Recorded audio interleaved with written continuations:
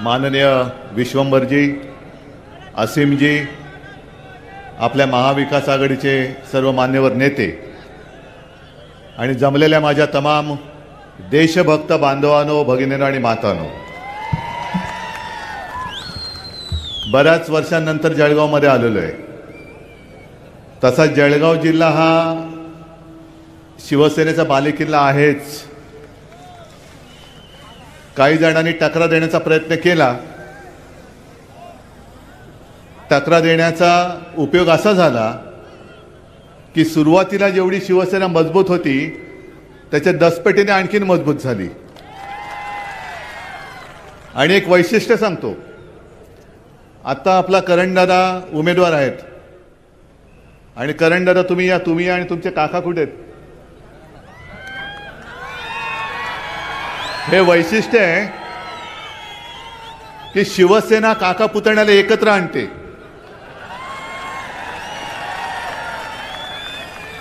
आणि भाकड जनता पक्ष आहे तो घर फोडतो, काका पुतण्याने पण फोडतो. तरी अशी माणसं जोडणारी शिवसेना आहे, म्हणून तर हे सगळं ऐश्वर्य माझं. आणि असीमजी हे माझे निवडणूक रोखे आहेत. हे सगळे माझे निवडणूक रोखे आहेत जे माझ्या शिवसेनेच्या अकाउंटमध्ये शिवसेना प्रमुखांनी त्यावेळेला दिलेले आहेत. ही माझी वडिलोपार्जित संपत्ती आहे ना. आणि याच्यावरती जीएसटी नाही. आणि मोदींना म्हणा, या संपत्तीवरती तुमची ईडी, इन्कम टॅक्स, सीबीआय टाकून बघा, परत जातात का बघा. ही संपत्तीची मोजमाप करायला याच तुम्ही. येताना सरळ याल, जाताना काय सांगण्याची गरज नाही. जळगाव म्हटल्यानंतर खानदेश आहे. आणि खानदेश म्हटल्यानंतर मला माझं लहानपण आठवलं. ते म्हणजे आपले सोपानदेव चौधरी, बहिणाबाईंचे पुत्र. आता बहिणाबाई म्हणजे आपल्या महाराष्ट्राला लाभलेल्या एक अद्भुत अशा कवयित्री होत्या. आणि एवढ्या सोप्या भाषेमध्ये त्यांनी जीवन समजावून सांगितलं. आज जे काय भाजपाचं झालेलं आहे त्यांना पराभवाचं भूत समोर दिसायला लागलेलं आहे. म्हणून राम राम राम राम राम करायला लागलेले आहेत. आणि सतत जात आहेत आणि अयोध्येला लोटांगण घालतायत, वाचव रे रामा, वाचव रे रामा. पण काय उपयोग नाही, कारण मनी नाही भाव आणि देवा मला पाव. कसं काय पावणार? आणि आम्ही सुद्धा श्रीरामाचे भक्त आहोतच. राम मंदिरामध्ये, त्याच्या उभारणीमध्ये, त्या सगळ्या लढ्यामध्ये शिवसेनेचं काय योगदान आहे हे आम्हाला कोणी शिकवण्याची गरज नाही. तमाम जनता माहिती आहे, जनतेला माहिती आहे की शिवसेना प्रमुखांनी काय केलं होतं तेव्हा. पण बहिणाबाईंच्या 2 ओळी मला आठवतात. आम्ही राम भक्त आहोत. तसं बहिणाबाई म्हणायच्या की देवा पांडुरंगा, तुझी भक्ती कशी करू सांग, तुझ्या रूपा आड येतं सावकाराचं रे सोंग. बरोबर ना? म्हणजे भक्ती करायचे पण सावकार आहे मध्ये. तसंच आज मला प्रभू रामचंद्राला सांगायचंय की प्रभू रामचंद्रा, तुझी भक्ती कशी करू सांग, कारण तुझ्या रूपा आड येतं भाजपाचं रे ढोंग. आणि सोपानदेव चौधरी, म्हणजे आता हे त्यांचे शब्द आहेत, तरी विश्वंभरजी एका शब्दाला मी जरा समानार्थी शब्द वापरतोय, मूळ शब्द तुमच्या लक्षात येईल. आम्ही लहान मुलं होतो तेव्हा सोपानदेव आमच्या घरी यायचे, आजोबांचे मित्र. आणि सोपानदेव सुद्धा एक प्रतिभावान माणूस. आणि त्यांनी काही गमती जमती आम्हाला सांगायचे. ते आले का धमाल असायची. आम्ही सगळी तिघही भावंड त्यांच्या अवतीभोवती असायचे आणि ते त्यांच्या अस्सल अहिराणी भाषेमध्ये, मराठी भाषेमध्ये आम्हाला अशा गमती जमती सांगायचे की ऐकतच राहावं. हे मी मुद्दामून का ऐकवतोय? कारण आजच्या परिस्थितीला ते चपखल बसतंय. आज सुद्धा संपूर्ण देशात असंतोष पसरलेला आहे. येत्या 4 जूनला लोकशाहीचा विजयोत्सव संपूर्ण भारत साजरा करणार आहेत. मोदी सरकारचं विसर्जन करणार आहेत. आणि तरी देखील काही जण जे अंधभक्त आहेत की त्यांना अजूनही ते मोदी मोदी मोदी करतायत, मोदी सरकार मोदी सरकार. तर त्यांना मला सोपानदेवांची ती कविता ऐकवायची. कविता म्हणजे त्यांनी अशीच, त्याला वात्र टीका म्हणा काही म्हणा, आणि एक शब्द समानार्थी वापरलाय, येड्याच्या पार्श्वभागावर. आता आम्ही समानार्थी शब्द वापरलाय, म्हणजे काय शब्द असेल तुमच्या लक्षात आलं असेल. येड्याच्या पार्श्वभागावरती उगवलं बाभूळ. म्हणतो कसा, सावलीला बरं आहे, पण अरे येड्या त्याची मुळं कुठे गेले ते कळते का तुला? तसं हे बाबलीचं झाड यांच्या पार्श्वभागावरती उगवलंय, सावलीला बरं आहे म्हणतायत, पण मुळं किती खोलवर गेलेत हे त्यांना कळत नाहीये. अजूनही जप चाललेला आहे. आणि 10 वर्ष झाली आम्ही सुद्धा बरोबर होतो. मला उन्मेष दादा आणि करण, तुमचं खरंच मला कौतुक करायचंय, जाहीर सभेत कौतुक करायचंय. कारण तुम्हाला नुसतं तिकीट दिलं नाही म्हणून तुम्ही निघालात अशातला भाग नाही. साधारणतः एक दुनिया अशा पद्धतीने जाते की विरोधी पक्षातली माणसं हे सत्तेच्या पक्षात जातात, सत्ताधारी पक्षात, आणि त्या प्रवाहामध्ये ओणकी सुद्धा वाहून जातात, लागतात पहिली तिराला कुठेतरी. ओणकाच असतो तो. त्या ओणक्यावरती नंतर बेडकं बसतात, माशा बसतात, कारण ओणका काहीच करत नाही, तो प्रवाहाबरोबर वाहत जातो. पण तुम्ही प्रवाहाच्या विरुद्ध पोहत जाऊन सत्ता आणण्यासाठी शिवसेनेत आलेला आहात. ही लढाई ही उन्मेषदाराची नाही, ही लढाई करंडाराची नाही. ही लढाई तुमची लढायला ते उभे राहिलेले आहेत. तुम्ही त्यांना साथ देणार आहात की नाही हा प्रश्न, हा विषय हा 4 तारखेला कळणार आहे. केवळ काहीतरी त्यांना तिकीट नाकारलं तसं नाही. एक माणूस उमेदीने काम करत असतो. आणि खरं सांगतो तुम्हाला की उन्मेष दादा, तुम्ही जेव्हा भाजपात होते आणि काम करत होतात, नंतर आमची युती तोडली, भाजपने वगैरे ते भाग सोडा, पण आम्हाला सुद्धा एक समाधान होतं की एका चांगल्या माणसाला आम्ही 19 साली साथ दिली, चांगलं काम करतोय. आणि गाडं कुठेतरी रुळावर येते, अशा वेळेला तुम्ही त्याला बाजूला करता. तुम्ही कोणाला उमेदवारी द्यायची तुम्ही द्या, त्यांच्यावरती मला काही टीका नाही करायची, पण वापरा आणि फेकून द्या. जेव्हा तुम्हाला भाजपला गरज असते तेव्हा माणसं वापरायची, पक्ष वापरायचे, आणि त्यांचा उपयोग संपला की फेकून द्यायचं. म्हणजे देवेंद्र फडणवीस जे बोलतात की मोदींच्या इंजिनाला विकासाचे डबे आहेत, काय बोललात? ऐकायला नाही आलं?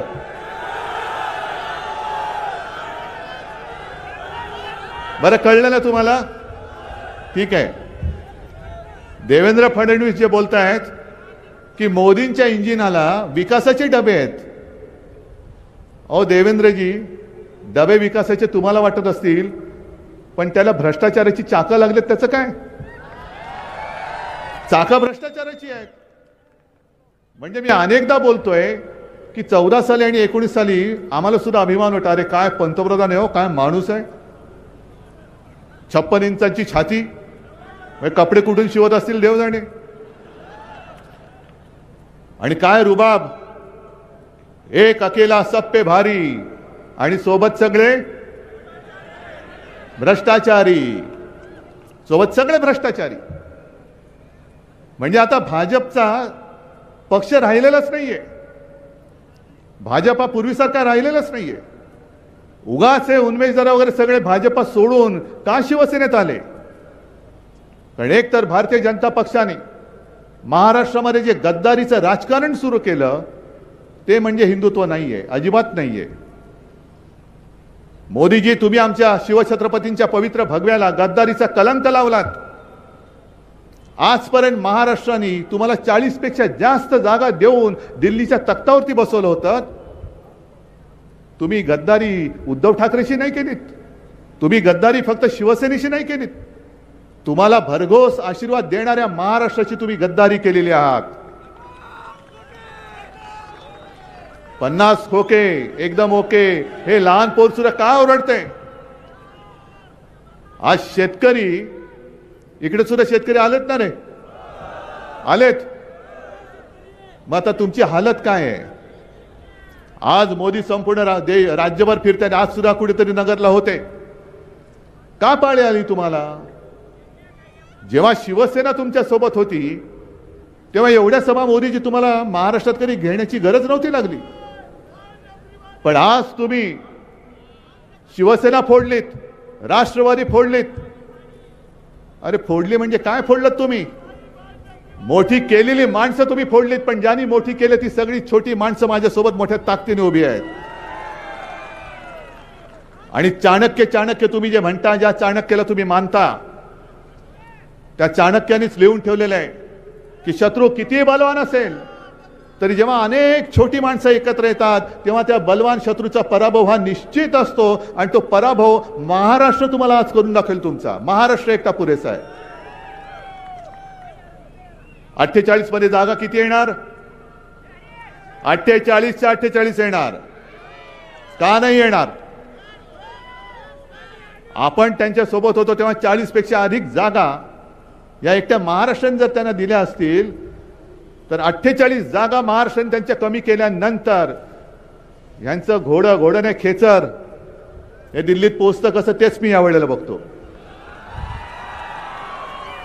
तुम्हाला जो वाटतो अश्वमेधाचा घोडा, तो अश्वमेधाचा घोडा नाहीये, ते गाढव आहे, खेचर आहे.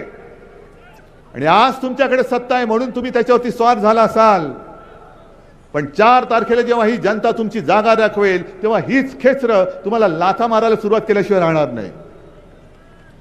आज सगळी त्यांची पापं लपवायला तुमच्या सोबत आलेले आहेत. येऊ द्यात. पण उद्याचा दिवस हा आमचा आहे. 4 जून हा निष्ठावंतांचा आहे.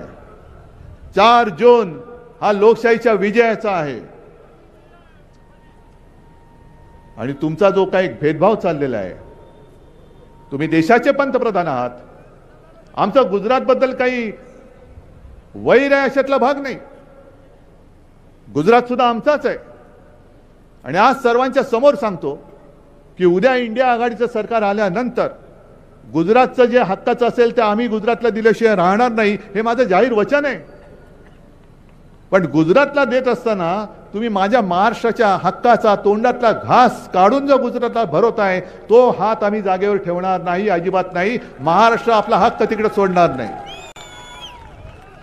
ठीक आहे, तुम्ही आलात, या प्रेमाने आलिंगन द्याल, आम्ही प्रेमाने आलिंगन देऊ. पण जर पाठीत वार कराल तर वाघ नखं कशी दिसतात, काढता येतात, हे एकदा छत्रपती शिवाजी महाराजांनी आम्हाला शिकवलेलं आहे. आणि तुम्ही महाराष्ट्राच्या पाठीत वार केलेला आहात. ही महाराष्ट्राची वाघ नखं आता बाहेर आलेली आहेत. तुमची ती मुनगट्टी वाऱ्यांनी उगाच जी काही सरकारी खर्चात न केली होती ना वारी, वाघ नखं आणतो वाघ नखं. अरे स्वतःची नखं कापली. काय मुनगट्टी वार म्हणजे महाराष्ट्राचं एवढं दुर्दैव हे आजपर्यंत मी तरी कधी पाहिलं नाहीये. आपले म्हणे ते काहीतरी सांस्कृतिक मंत्री आहेत, हो ना? काय संस्कृती यांची? जो महाराष्ट्र जिजामातेला मानतो, ज्या छत्रपती शिवाजी महाराजांनी परस्त्री ही माते समान हे आम्हाला शिकवलेलं आहे, तिकडे तुमचा हा करंटा नालायक मुनगट्टीवार सारखा मंत्री मोदीजींच्या सभेत, मोदीजींच्या व्यासपीठावरून बहीण भावाच्या संबंधावरून एवढा गलिच्छ बोललेला आहे. मी जर तुमच्या जागी असतो त्याला लाथ घालून हाकलून दिला असता, जसं एकाला मी काढून टाकला असतं. Get out. माझ्या राज्यात माझ्या सरकारमध्ये महिलांचा अपमान मी सहन करणार नाही. आणि मी ते करून दाखवलं होतं. एका मंत्र्यावरती आरोप झाल्यानंतर मी त्याला मंत्रिमंडळातून काढून टाकलं होतं. तुम्ही त्याला घेतलात आणि डोक्यावरती बसवलात, पुन्हा मंत्री केलात. मग हीच जर तुमची चाल असेल तर मग तुम्ही विचार करायचा आहे. हे सरकार पाडायचं म्हणजे पाडायचंच, हे तर ही शपथ घेतलीच पाहिजे.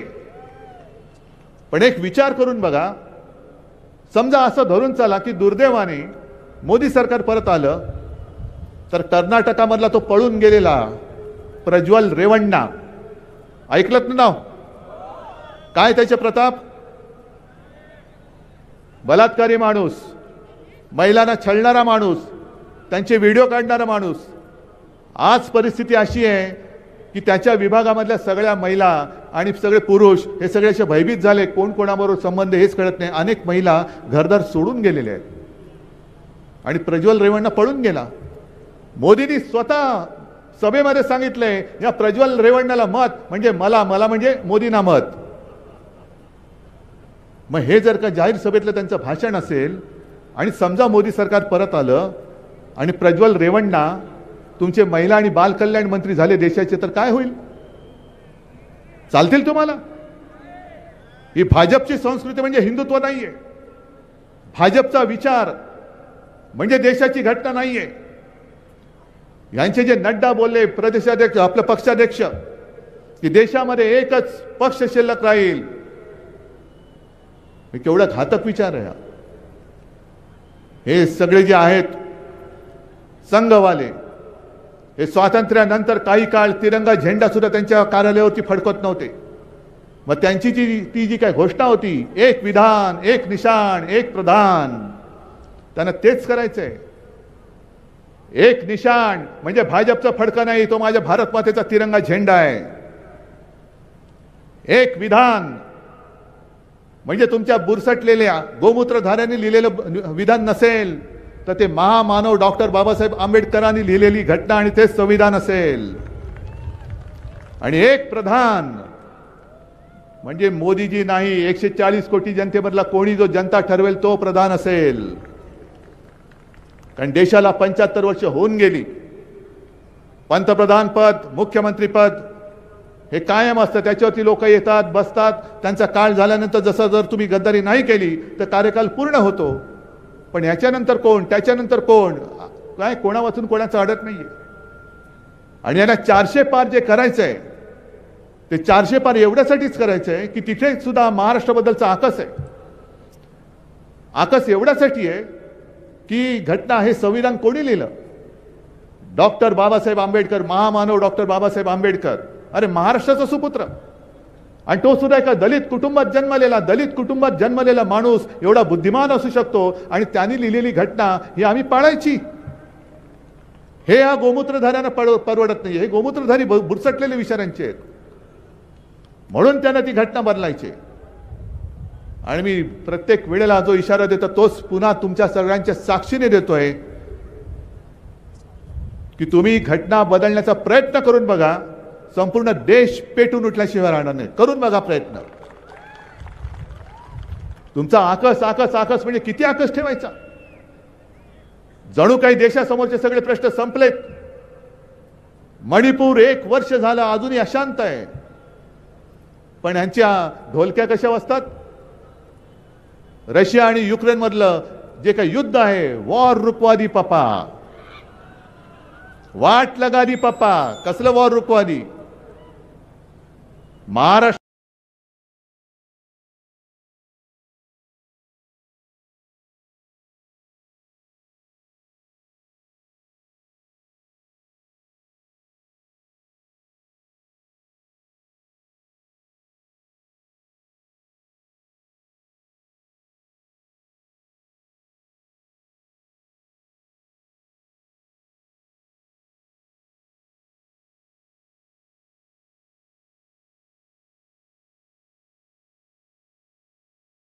मध्ये तुम्ही एवढी मतं मागण्याच्या मताच्या भिकेसाठी येत आहात.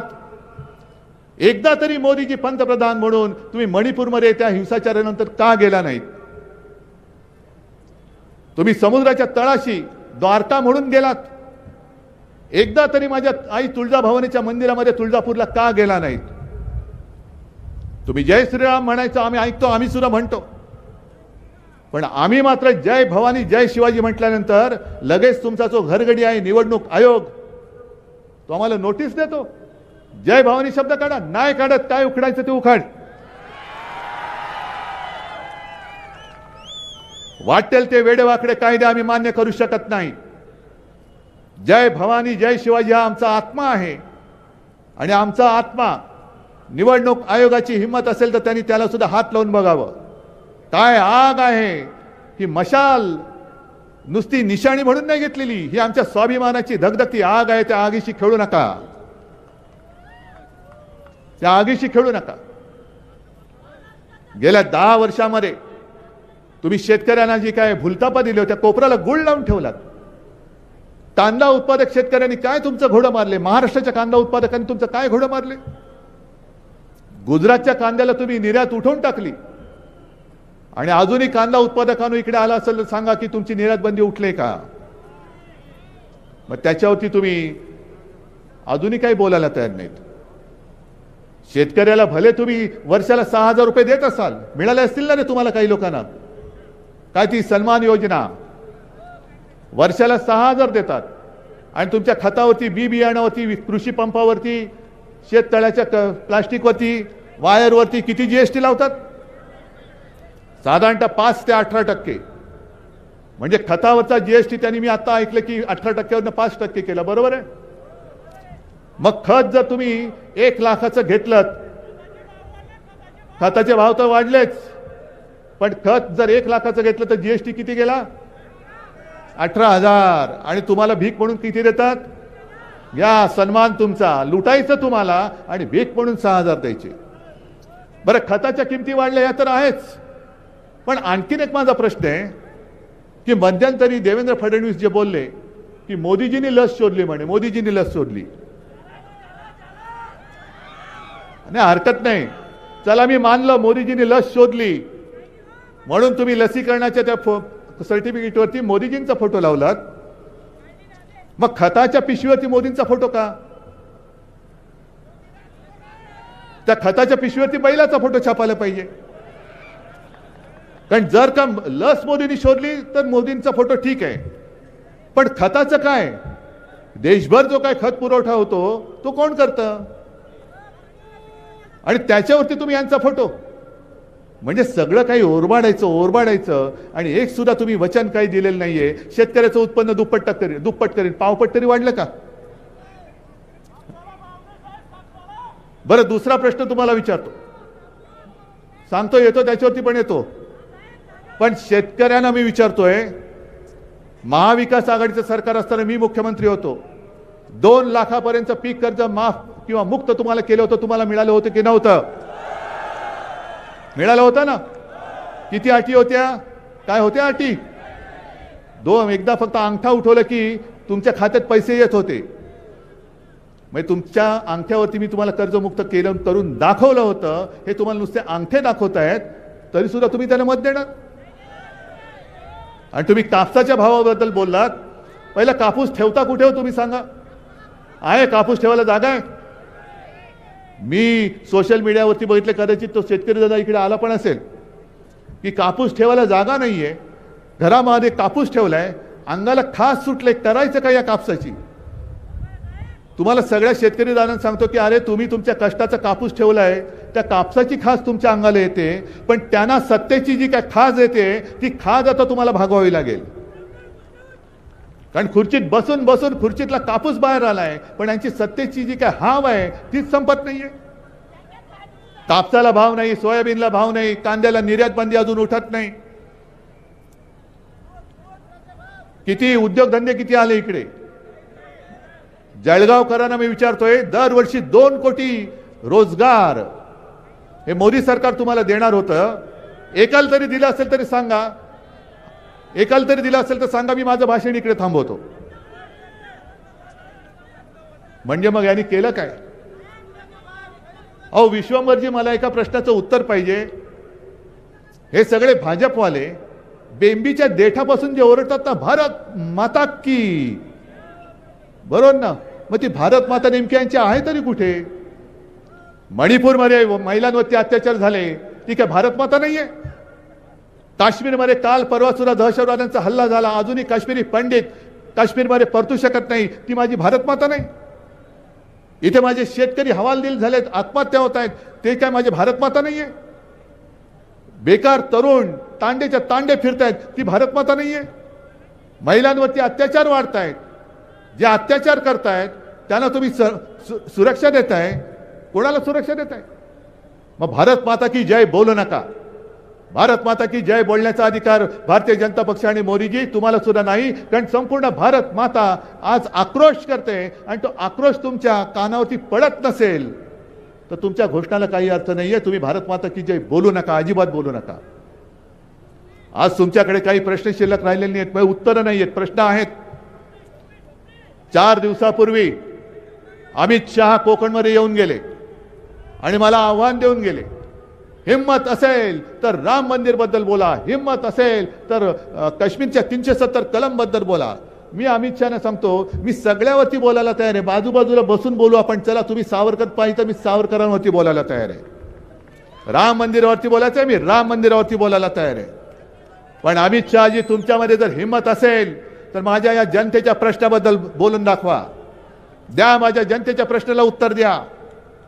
तासपर्यंत त्यांचं उत्पन्न तुम्ही दुप्पट केलं नाही.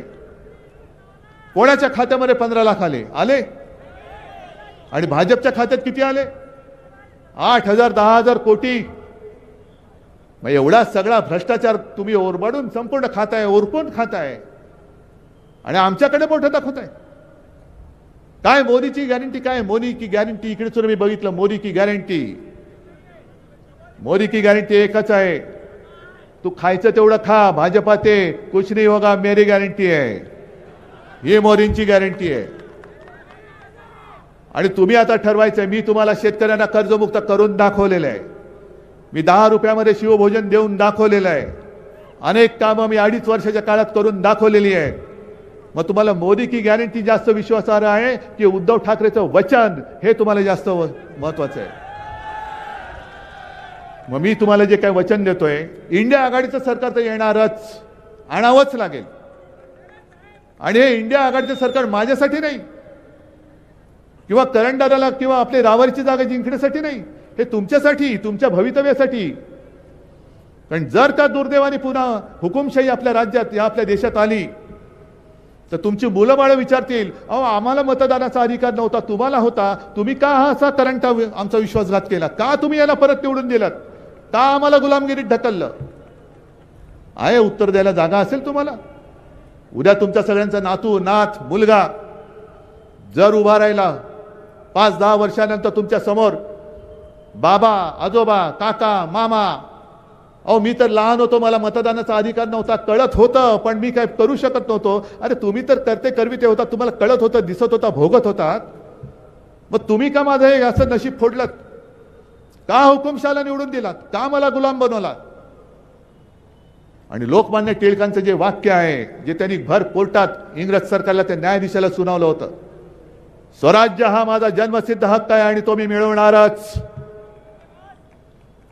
तेच पुन्हा संपूर्ण महाराष्ट्र मोदींना सांगतोय की स्वराज्य हा माझा जन्मसिद्ध हक्क आहे आणि तो मी राखणारच, राखणारच.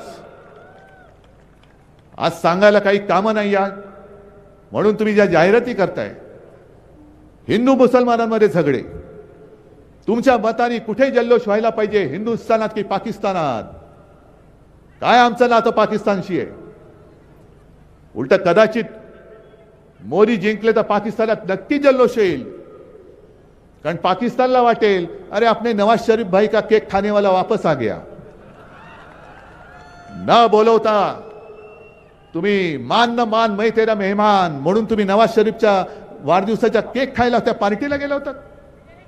आणि तुम्ही आम्हाला शिकवता हिंदुत्व, तुम्ही आम्हाला शिकवता देशभक्ती. एवढ्या खालच्या पातळीवरती तुम्हाला यावं लागलं का? तुम्ही 10 वर्षात केलेली कामं लोकांना का नाही सांगत? अहो ही अशी संधी देवाच्या दयेने कधीतरी कोणाला तरी मिळते, 10 वर्ष सलग पंतप्रधान पद. पण ज्याचं त्यांनी ठरवायचं असतं, मिळालेल्या संधीचं सोनं करायचं का माती करायची.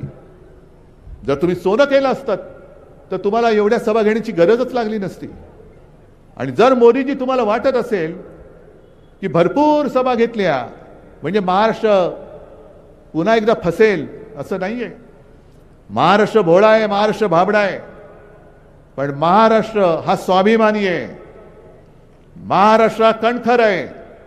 महाराष्ट्र दगडांच्या देशा, राकट देशा, मर्दांच्या देशा आहे. लाचारांच्या, गद्दारांच्या, चोरांच्या देशा असं महाराष्ट्राचं वर्णन आम्ही होऊ देणार नाही. आणि मी ताठ मानेने उभा आहे.